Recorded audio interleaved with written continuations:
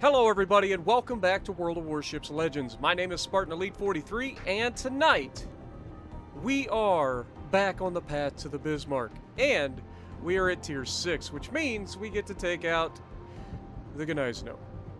So, with that being said, look at our commander. We are running Henry J. Hyde with Andrew Cunningham and Franz von Hipper.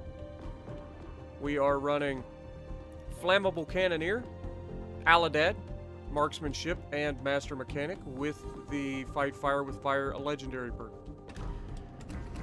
Our equipment is Aiming Systems Mod 1, Propulsion Mod 2, and Target Acquisition Mod. We are fully upgraded. For the loadout, we are running the Spotter plane, and this is how long it's been since I've played the Gneisenau. Like, we're still using the beta test flag. But we'll go ahead and swap that over to the community contributor. But we are running Type 3 camo. We're not running any other boosters. Stats, we have 61,340 hit points with a 22% chance, or 22% damage reduction. We have 380mm 52 caliber main guns that reach out to 17.4. You have 6 of those, by the way. Yeah, you got 3 double turrets. It's not good. Reload time, though, is 26 seconds, which is pretty decent. 180-degree turn time, much better than 51 seconds on the Bayern at 36 seconds, which is nice. HE shell damage is 4,400 with a 34% chance to set fires. Max AP shell damage is 11,600. You do have some secondaries, but they are 128mm guns. You have 22 of those that reach out to 6.4 kilometers with this build, reload in just 4 seconds. They have a 1,500 maximum damage, and they have a 5% chance to set fires. Torpedoes, the really only good thing about this ship. You have 6 torpedoes, 1 launcher, 1 triple launcher on either side of the ship. They are 533mm. They reload in 68 seconds, which is great. 180-degree turn time is just 6 seconds. Maximum torp damage is 13,700 with a 1.3 kilometer detectability, 6 kilometers of torp range, and 64 knot torps. So pretty mediocre torps all the way through, but it's nice to have them on a battleship. AA defense. You have 20mm flak Willings. You have 24 of those that do 50 damage per second, reach out to 2 kilometers. Then you have 20mm flak Veerlings that you have 28 of that do 42 damage per second and reach out to 2 kilometers. Then you have 37mm flak that you have 12 of. They do 62 damage per second and they reach out to 3.5 kilometers. And then you have the 128mm secondaries that you have 22 of, do 136 damage per second, and reach out to 5.2. Maneuverability, another high point of this ship. It is very fast for a battleship at 32 knots, top speed. Turning circle radius is not that bad, but not great at 830 meters. It's not quite as bad as the Iowa, but it's right there in the wheelhouse. Rudder shift time is 15.4 seconds, so a little on the slow side. Concealment. Detectability range by sea is 14.2 kilometers. Detectability by air is 11.7. Guaranteed is 2 as always. And the detectability while firing at smoke is 13.4 kilometers. Armor. Once again, it's a German battleship, so it's got very good armor. It has 70mm of belt armor all the way up to the bow, meaning nothing can overmatch at the belt. Period. Nothing. Yami, nothing. So nothing overmatches this thing at the belt through the bow. However, if they aim high, you can get overmatched. If they aim lower, they can potentially get through the bottom. But most things that you have to worry about at tier 6, you don't have to worry about when you're bow tanking in this thing. Which is good, because you're almost always going to be bow tanking in this thing, because there's really no reason to want to try to get that third gun involved when it's just two more shells. So keep that in mind. Plus, you have torpedoes, so you want to close the distance if you can. By not throwing your ship away, by the way. Don't throw your ship away just to try to get torpedoes. Anyway, Gneisenau, let's see. Our Citadel goes from in front of the front gun all the way to behind the rear gun. But, again, you don't generally have to worry about this thing. Even if somebody catches you angled, the likelihood that they end up hitting that Citadel at this sort of an angle before that gets to the belt armor is slim. Plus, it's 70mm belt even up here, so there's a good chance that you can deflect rounds even through the bow, as long as it hits the belt. But other than that, I mean, it's a solid armored ship. It's a freaking German battleship, so it's got armor. Ironclad, above average armor thickness, greater resistance to all form of armor penetration. Secondary reach, above average secondary battery range. But modest guns. The ship is armed with low caliber main battery guns. They're not really. They're 15-inch guns. They're fine. Gneisenau, a high-speed battleship that was close to the battlecruiser type. Under the rearmament project, she was equipped with 380mm guns that enabled her to fight off larger contemporary ships. Among her drawbacks were her small number of main guns and weak horizontal armor. She entered service in 1938, and there were 2 of them in the series. So yeah, she doesn't have a very good deck. And because of that, the Parseval rips these things apart. So keep that in mind. But let's take a look at her. Again, I love the look of it. It's a good looking ship. It really is. It's got good lines. It doesn't sit super high out of the water. Like, I do like this ship. Other than playing it. I don't like to play it at all. But we'll go over that. But we have a double feature for you guys. So with that being said, let's get to the gameplay. Alrighty, so we are going to be on Sea of Fortune. And this first match, yes, by the way, we are going to have 2 matches. Well, kind of, but you'll see. This first match is going to showcase the strengths, the weaknesses of the ship. And it's going to be one of those matches where you kind of wish you were able to do more, but because of the way everything, like, develops, I just couldn't. You have to bide your time sometimes. And that's one of the first things that you're going to have to learn as a German battleship. As much as I would love to just sail straight in this thing and torp things, it doesn't always work out that way. Because if you do that, more often than not, you're going to be dead very quickly. And that's no good for nobody. But it's also going to showcase that aircraft carriers just don't belong in the game. And I'm also going to showcase why the just dodge does not work. Okay? And so get ready for that. That's coming real quick. But either way, we're going to push forward. One of the beauties of this ship is its speed. Being able to maintain your speed at 30 knots plus in a battleship, fantastic. But the other side of it is you can actually get yourself into quite a bit of trouble really easily because of the speed. Now look at this. I can barely hit this North Carolina at 17 kilometers. It's one of the downsides of this ship. It doesn't have very long range. And we still managed to overshoot him because he turns in. But we're getting attacked by torpedo bombers. And so I am forced to turn in towards the torpedoes to avoid them. And I do manage to avoid them, but the broadside of my ship wishes I hadn't. Because I just lost over a third of my hit points trying to avoid torpedoes that likely would have only done, oh, what do we say? 3 good torpedo hits. We get a flood. We probably get 12,000 damage. Okay? Had I taken all 3 of them. So, I don't like having carriers in the game because they force you to do things to avoid them and then you leave yourself open to attack from other people. Going broadside on in front of 2 battleships is probably not the best play. Now, obviously, we saw the Asasio up here in the cap. And we're gonna attack the Asasio. We get an absolutely amazing RNG roll there. Remember, we only have 4 guns over the front. We just hit that destroyer with 3 of them. That's fantastic for a German battleship. It's fantastic for just about any ship, but specifically for a German battleship. Now, you can see that the Colorado's shooting us from across the map. That's not preferable. We've got the Asasio in front of us. We have the North Carolina, the Boise, and a Gneisenau over here on this right side.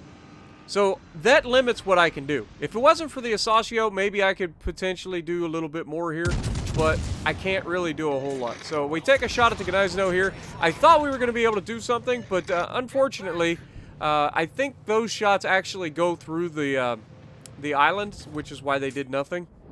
But yeah, there's nothing we can do about that.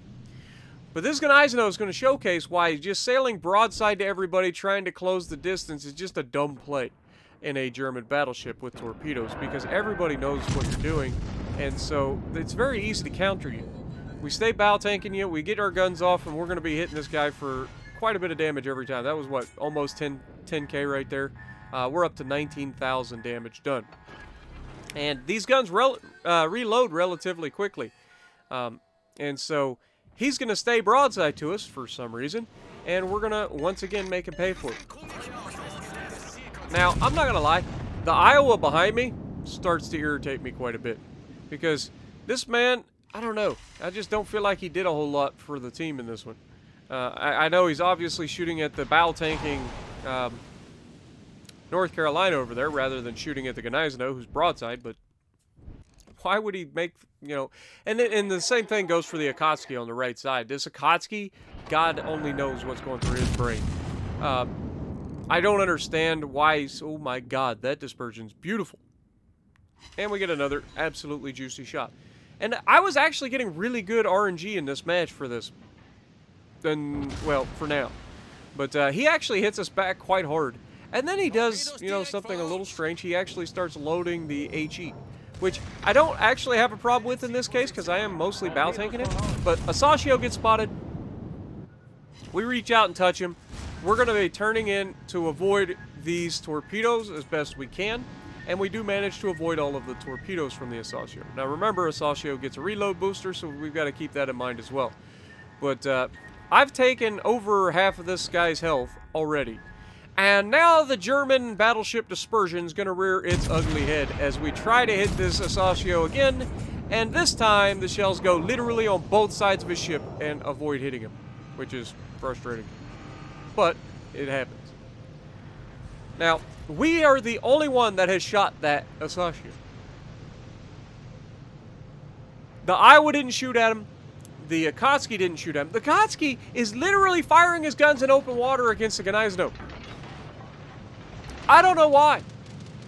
Like, I really don't. Other than the fact that he clearly can't torp anything. Because, you know, an Akatsuki has amazing concealment and fast reloading torpedo tubes. Why are you not utilizing them? You know what I'm saying? But again, I don't understand people's decision making. I just try to laugh at it when I'm watching in retrospect. It's not very funny in the moment, but it's pretty hilarious when you watch it back. Now, Boise starts setting me on fire. Again, this is the problem. So I've got Gneisenau shooting HE at me from the front. I've got North Carolina waiting for shots at me. I've got the Boise waiting for shots at me. I got an Asasio out here launching torps at me. And I got a freaking Colorado waiting for a crossfire opportunity if I back up. So I'm kind of stuck. I don't have a whole lot I can do here. Gneisenau, I just put out the fire. Gneisenau shoots HE at us again. And I'm hoping to God that he misses. But he doesn't manage to miss. He actually knocks out one of my torpedo tubes temporarily. But we get a decent hit on him that time, and we're going to go ahead, reverse out, and try to get the rear gun on him as well. I mean, he's shooting HE. I'm not too worried about him getting a full broadside off at this moment. So I'm going to try to end him. We get the rear guns off, and then the front guns back off, and we're going to actually put a hurting on this man. And you can see the guns from the Akatsuki actually can do damage to him, which isn't the issue. Like, I don't have an issue with him doing damage. Like, he's going to be able to do damage if he shoots superstructure with his HE. But is that really what you're relying on? He's launching torpedoes from too far out. He's either widespreading them or they're just spreading out too far because he's launching them from too far. But either way, he manages to take down the Gneisenau after we took all the health off him. So, at the end of the day, it's, you know, it's not too bad. He's alive. The Gneisenau isn't.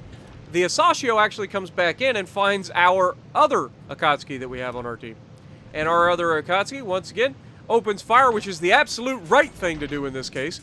Start shooting that man. He has half his health. You can easily remove him, and he does. So very easy kill for him on that sense, because we took, again, over half of the man's health. So it was a very easy kill for our Akatsuki. Remember, the Japanese HE is fantastic. Even on the destroyers, it is fantastic, especially against other destroyers. It is nothing for a Japanese destroyer to be hitting other destroyers for 3k a pop, 2,500 to 3,000 damage per salvo.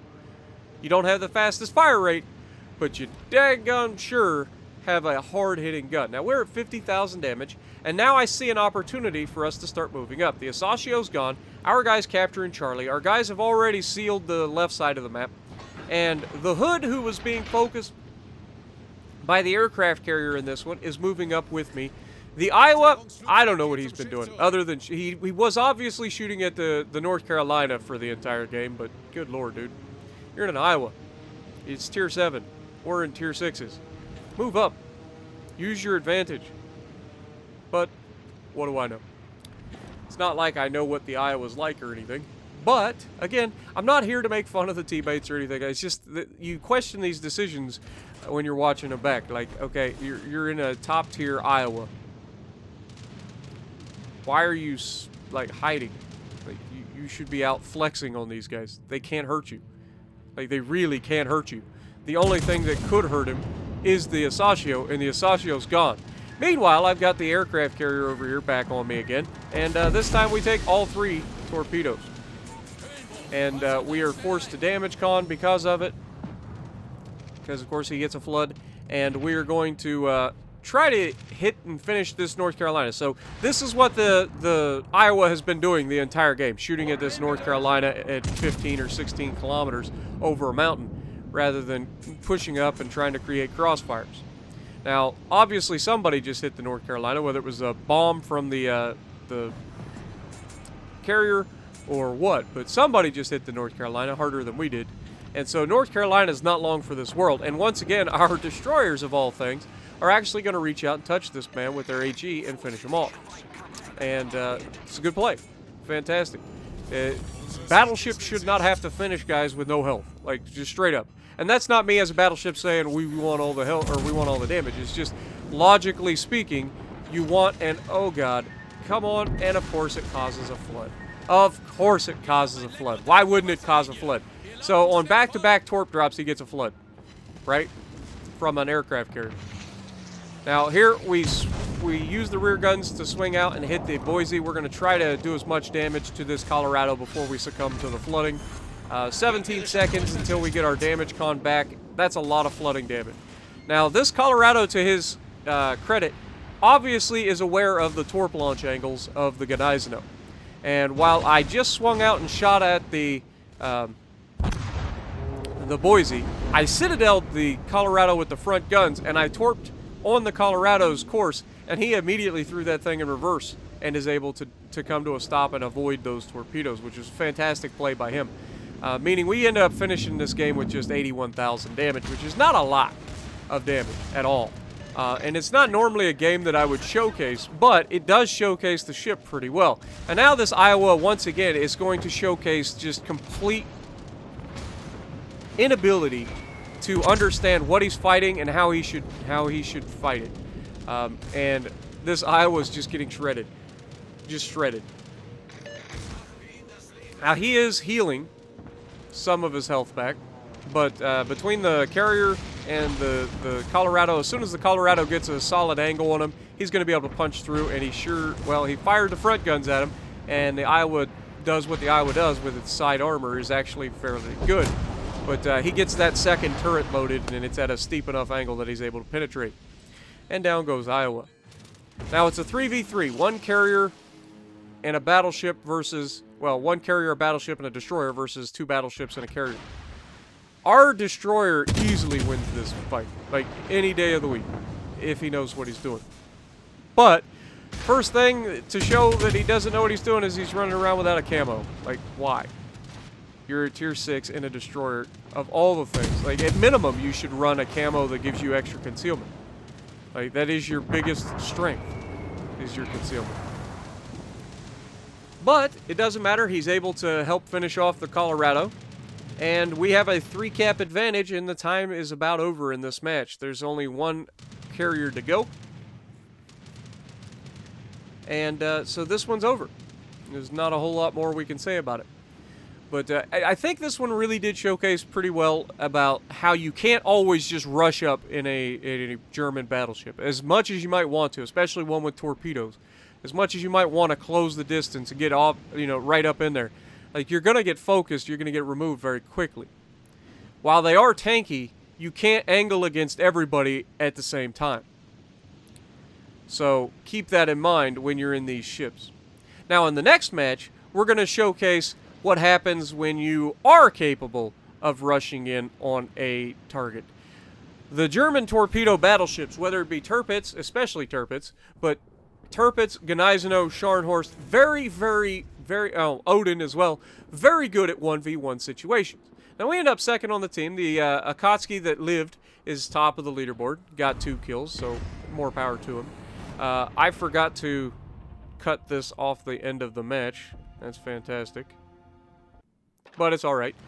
It's only a short amount of time. And then we get put in a, Tier 7 match, 3v3, 1 Tier 6 per team, and 2 Tier 7s on North. And I actually started salivating. First of all, I hate getting put in these matches. Like, this bullcrap with the people who have crossplay turned off. I've said it before, I'll say it again. It's a waste of any normal player's time to play in these matches. It's bullcrap. I don't want to play in these matches. I should not have to be forced to play with people who turn crossplay off. If they turn crossplay off, make them wait in queue for 10 years until they get a match with other people who have crossplay turned off. Don't bring regular players into these matches. This is bullcrap. I hate it. But that being said, I'm in a Gneisenau, and it's actually like the perfect ship to go into these matches with. I'm not scared at all. At all. Against an Iowa, a Richelieu, and a Nelson. So, we're going to showcase just how strong this thing is in a 1v1 situation. Its speed is very, very good. It can close the distance. It's got torpedoes. It's fantastic at closing in and dealing with a single ship. Okay? So that's what we're going to showcase in this one. And unfortunately, we are going to run into a Tier 7 right off the bat, and it is the Tier 7 that is most suited to absolutely pummeling us. And it's not the Iowa. So there you go. It's the Richelieu. We're going to run into the Richelieu right off the bat. And the Richelieu's got the same idea I have, whereas we need to get into this base, get it capped as quickly as possible, and try to force the issue. Now, I've said it many, many a times. I am not afraid to fight anybody 1v1. Battleships especially. Like, battleship versus battleship, I'll take that fight all day, every day, and twice on Sunday. Now, I just fired at the Nelson. We should hopefully get a little bit of damage off the Nelson, but it's not going to be as good as I thought it was going to be. Just a single penetration and an overpin for just under 5k. But this Richelieu is put himself in a position where it's unique for me because I can get both sets of torpedoes off on him as I approach this man. Now, obviously, we get spotted, but there's nothing he can do at this point. He's committed. And he gets the absolute best RNG I have ever seen on every shot that this man fires out of his front gun. Did you see those railguns? Those railguns pummeled me. That being said, I get my first torpedo hit on him. And he is forced to try to ram me here. That's what he's trying to do. Now, I'm going to turn all the way inside to try to get my torpedoes off, and we are going to get all 3 of our torpedoes right into the bow of that ship. And we managed to take most of his health. Only reason he survived is because damage saturation through the bow of the ship. Taking 3 torpedoes into the bow is going to give you some damage saturation. But rather than continue to turn and face this man 1v1 after he just showed me that he's got the most godly dispersion on the planet, I'm going to concede the initial engagement as a trade. Alright, I traded 2/3 of my health, I took most of his health. Okay, I have 5 heals. So if I can just buy some time, I can get a lot of health back. It's not that big a deal. So now Nelson out here is fighting our guy over the middle, so why worry about the Richelieu when I can shoot the Nelson? Now look at this RNG, like that shot is beautiful. and we get a good result out of it, hitting him with 3 out of 4 shells and doing a significant amount of damage. He shoots at us with armor piercing, which is unusual out of a Nelson, but I'll take it because A, his dispersion was god-awful, and B, it was just, it's AP. Like, if he had shot AG, I would have been in trouble, but he didn't.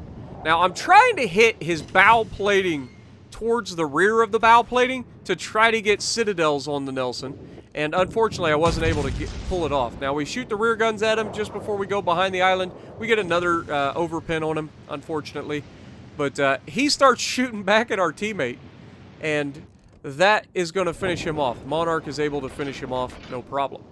But because he was trying to run away and I was in a place to attack him, he had no way to avoid anything. Like, he couldn't angle against me and the Monarch. And the only real strength of the Nelson when it comes to armor is its belt armor. If you shoot at the belt, you're likely to bounce or shatter with most ships. You want to catch them while they're angled with their bow. You can overmatch their bow with anything that I believe they only have like 22 millimeters or maybe less of bow plating. Like, I know that they can be overmatched by a lot of things. So Nelson's bow, very, very weak. Its side plating, same sort of deal. Very, very weak. Monarch captured Bravo. They have a 2-cap lead at the moment, but I am flanking the Richelieu, and the Monarch is going to continue to push around the front. And that's going to put this Richelieu in one hell of a pincher. Pardon my language, but it is the truth. And so we come around the corner. We've got an absolutely juicy shot on this guy. We're going to aim a little high, and actually, as we go to pull the trigger, my gun actually dropped down, so I ended up hitting lower than I wanted to. But it doesn't matter because we were able to punch him pretty hard anyway. We got like 7,600 damage off of him. And the Monarch is going to be able to punish him as well. I don't know if the Monarch's going to have HE loaded or if he's going to use AP, but this guy's about to turn out away from me and go broadside to the Monarch. So it doesn't matter if he's got HE or AP. This guy's about to get touched. We hit him for another 7-8K through the back of his ship. He's low health. He's got nothing left. Our secondaries are going off. We get one decent secondary to hit him in the superstructure. He's dead. And so, if not, we're just going to get ready to hit him with our main batteries in 7 seconds anyway. And we get the fire, surprisingly. And that's going to finish him off, giving us our first kill of the match. Now, we want to make sure that we maintain the advantage here. So we are going to try to capture this base before moving back to attack the Iowa. And we have managed to hold our entire team together. And this just comes with, A, winning the first engagement. Like, me and the Richelieu traded, and I came out on the high side of that. Like, I lost 2/3 of my health, but I have 5 heals. And on top of that, he lost most of his health in a Tier 7 battleship. A very dangerous Tier 7 battleship. So, getting him that hurt and conceding the cap wasn't that big a deal. Yeah, they get an initial boost to points, but we're able to kill their Nelson because we helped the Monarch take him out. And then we swing around behind, and the Monarch and I are able to double team the Richelieu to finish him off. And that's going to allow us to capture this base and then head towards the Iowa. Now, the Iowa is going to tip his hand in a moment, and show you exactly what his plan is. And so, keep that in mind. Iowa, right there, shows exactly what his plan is. He's going for the B cap, and it's not the wrong play at all, because he needs the cap to even have a chance at winning. He's 3v1 right now. Like, there is very little hope. And not just 3v1, 3 healthy battleships versus 1. His 2 teammates got obliterated. Now, he takes a good shot at me. He gets some nice penetrations through my deck. Again, Gneisenau's deck armor, very weak. Not very good. So he gets some very nice penetrations, whether it's the superstructure or the deck. Either way, gets a good shot into me. Now, Monarch, again, rather than turning back into head off the Iowa, he is going to come around the backside of the island, and I am going to use my speed to go for the gap and cut the Iowa off. Now, unfortunately, because this gap is so small, the torpedoes attacks from here, not likely. Like, it's going to be very difficult. While it does have very good torp launch angles, trying to get torps through this little gap at an Iowa while you're trying to charge towards them is not easy. But you can see we're closing on him very, very quickly. He's indecisive. He's not sure what he wants to do, and that's going to cost this Iowa his life. If he had kept sailing as fast as he could through that cap, once he realized that we were all here, he probably would have had a better chance. But because he stops and tries to capture the base, he has no chance of capturing it. He's been spotted the whole time. Champagne's shooting him.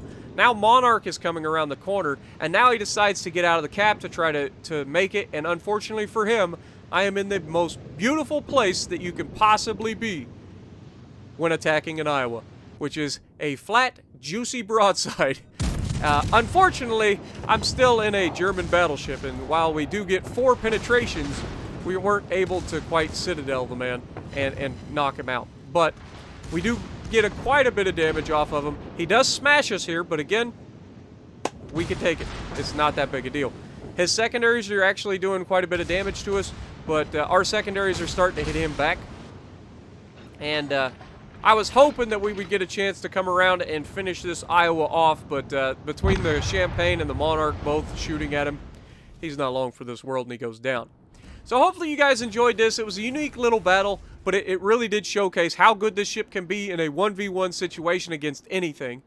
Top of the leaderboard, 2,700 base XP, not too shabby. So if you like what we're doing, punch the like button, leave a comment below, subscribe to the channel if you haven't already, and as always, I will see you in the next video.